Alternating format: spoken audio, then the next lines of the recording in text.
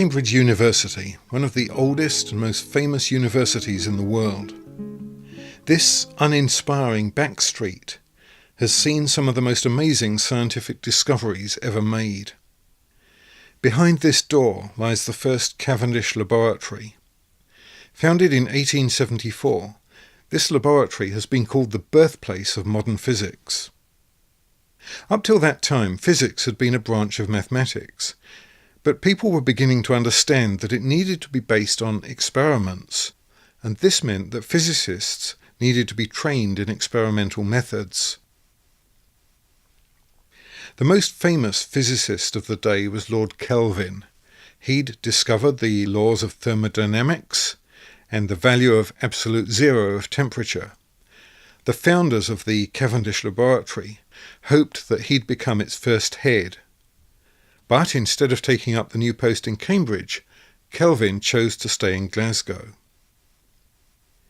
Instead, the first Cavendish Professor of Experimental Physics was to be a relatively unknown newcomer at the time, James Clerk Maxwell. Maxwell would go on to become the most influential physicist after Isaac Newton.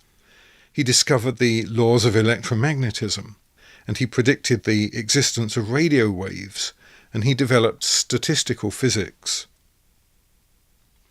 It was here at the Cavendish Laboratory that J.J. Thomson discovered the electron in 1897. His discovery was the foundation of the whole electronics industry and of almost everything we know about chemistry and quantum physics.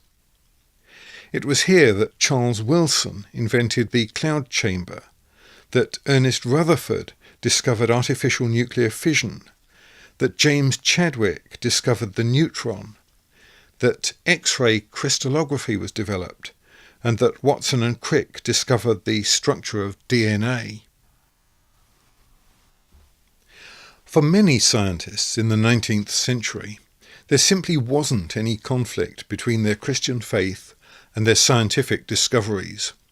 From Michael Faraday, who discovered electrolysis and electromagnetic induction, to Kelvin, to friends of Charles Darwin like Asa Gray and Joseph Hooker, there just wasn't a conflict.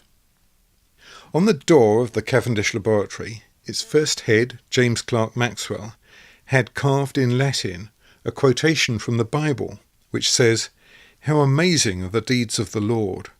All who delight in him should ponder them." So at the same time as Darwin was stirring up a storm with the theory of evolution, and as the great debate was going on in Oxford, and as John William Draper and Andrew Dickson White were writing their books pushing the supposed conflict between science and faith, the Cavendish Laboratory was proudly proclaiming the works of the Lord.